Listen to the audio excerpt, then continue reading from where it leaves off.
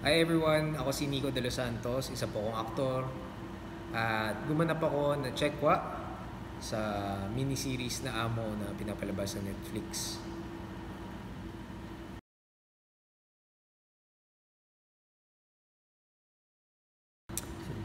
Hi everyone, ako si Nico de los Santos, isa po akong aktor.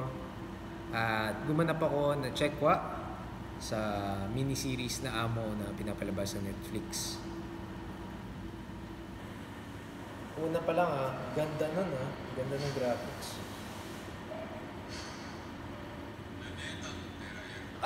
Hindi masyado, pero anime per se fan ako. Bali, pinanganak kasi ako after Voltes 5, yung parang Voltes 5 era eh. So, mga na ako, Ghost Fighter, yan.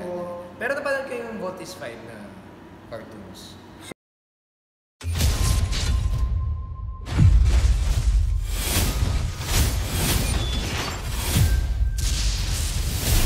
Yung trailer, yes, pero nagkaroon na sila ng teaser before and sobrang nagandaan na ako doon. So, pero syempre, parang alam mo na, baka mamaya pang-teaser lang kaya maganda yung CGI, pero hindi.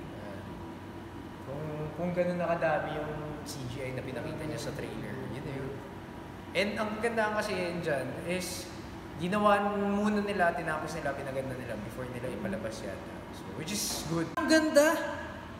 Legit talaga to. Akala ko kasi pinalabas na to. Putang ina. Maganda yung visual. Voltes 5. Maganda yung visual. Oh, gago! Oo! Tumulong yung Japan dyan. Mukhang Hollywood. Okay. Mukhang Hollywood.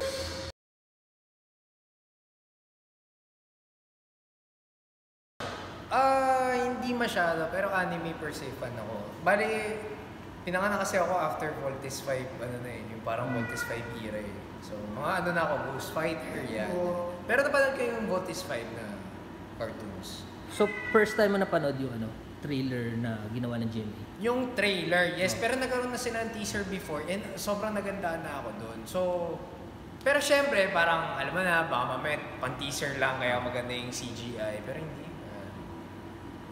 Kung ganun nakadami yung CGI na pinakita niya sa trailer, yun na yun.